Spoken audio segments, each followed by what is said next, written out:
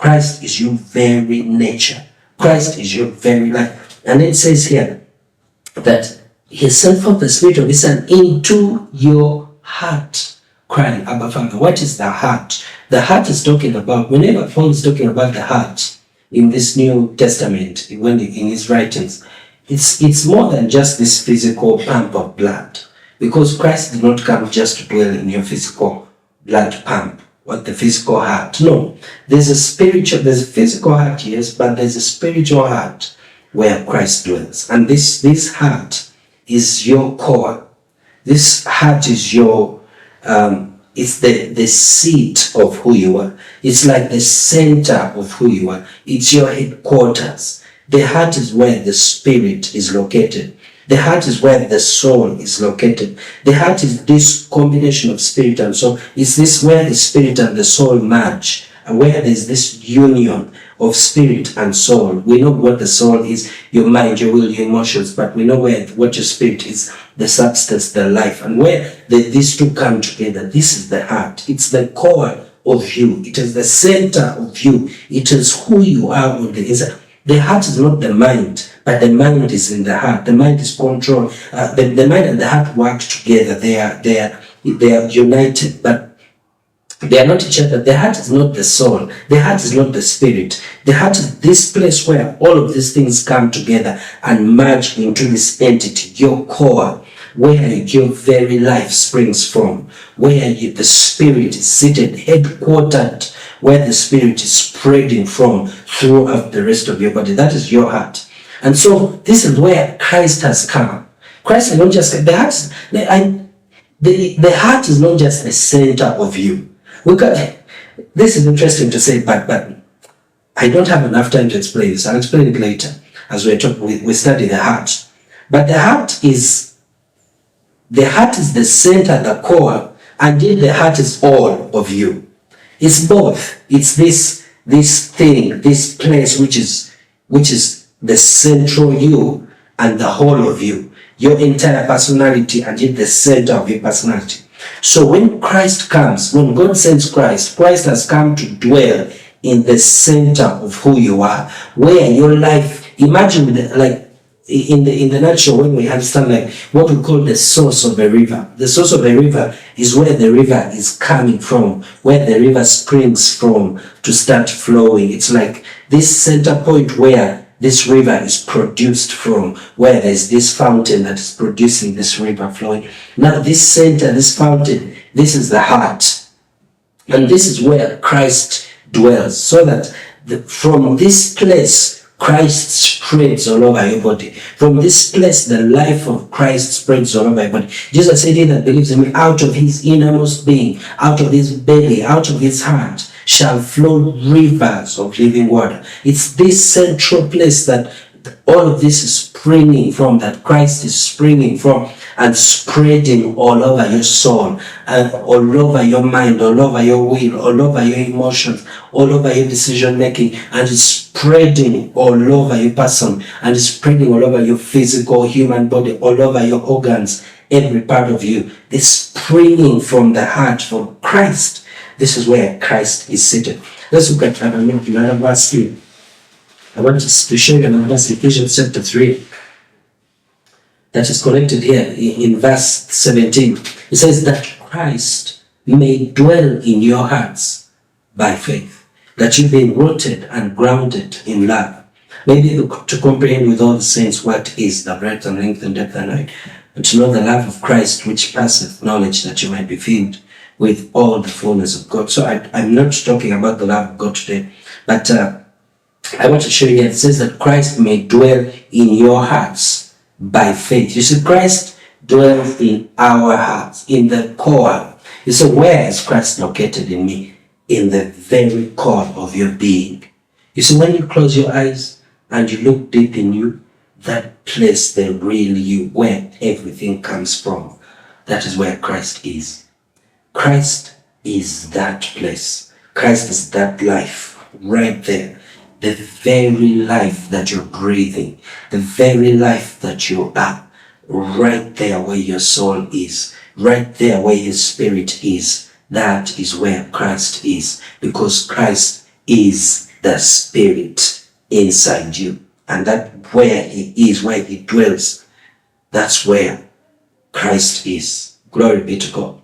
And so Christ lives on the inside. It says that Christ may dwell in your hearts by faith. Christ dwells in us by faith. What does it mean by faith? Is it talking about this faith legalism that we've talked about before, this struggling to believe? No. Faith is effortless. Faith is rest. Faith is trust.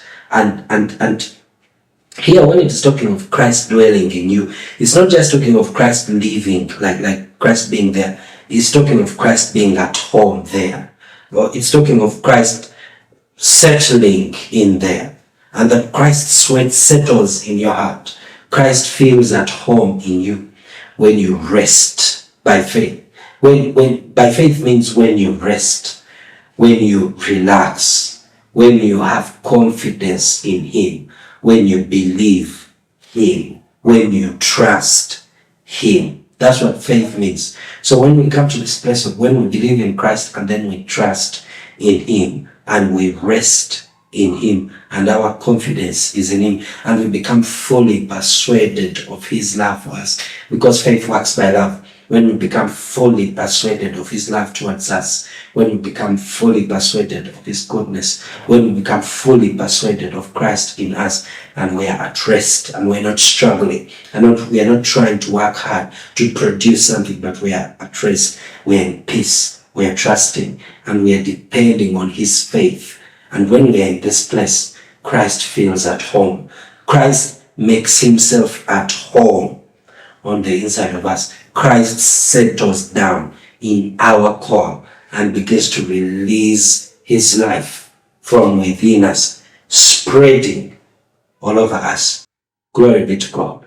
This is so important. When you rest in Christ in you and you allow Christ to emerge as your very life, and you allow Christ to spread all over you because you are at rest, Christ has His way. Christ dwells in you by faith. So here's another one. In 1 Peter chapter 1. 1 Peter chapter 1. 1 Peter chapter 1. 1 Peter chapter 1. Verse 11. He says this. Verse 11. Of which salvation the prophets have inquired and searched diligently, who prophesied of the grace that should come unto you. Verse 11. Searching what or what manner of time the Spirit of Christ, which was in them, did signify, when it testified beforehand the sufferings of Christ and the glory that should follow. Searching what or what manner of time the Spirit of Christ, which was in them, did signify. The Spirit of Christ, which was in them. The Spirit of Christ is in us as He was in them. The Spirit of Christ is present in us.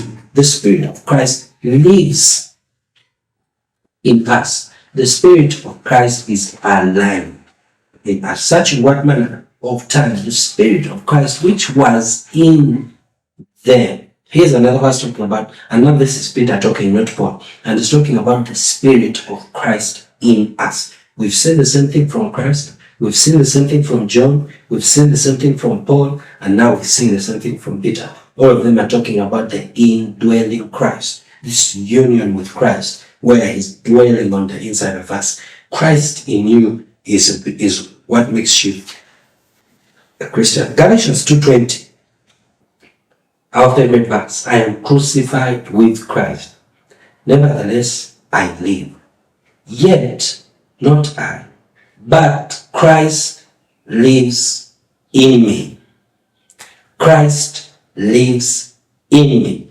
Yet not I, but Christ liveth in me. This is what a Christian is. It's not me living. It is Christ living in me. It says, yet not I. It's no longer I who lives. It is Christ who lives inside me. It is Christ who lives in me. And this is what makes me a believer.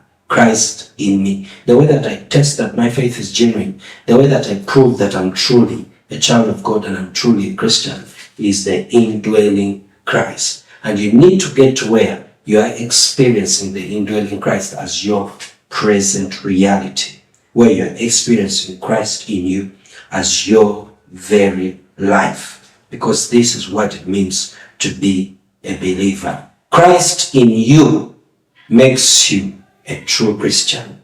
Christ in you makes you a true believer. That's enough for our discussion for today. I'll be coming back to continue this, looking at another set of scriptures, verses that talk about the indwelling Christ and the indwellingness of Christ in us, making us truly who Christ are, who Christians are. So I thank you for watching. You are blessed with all blessings. Charis Shalom.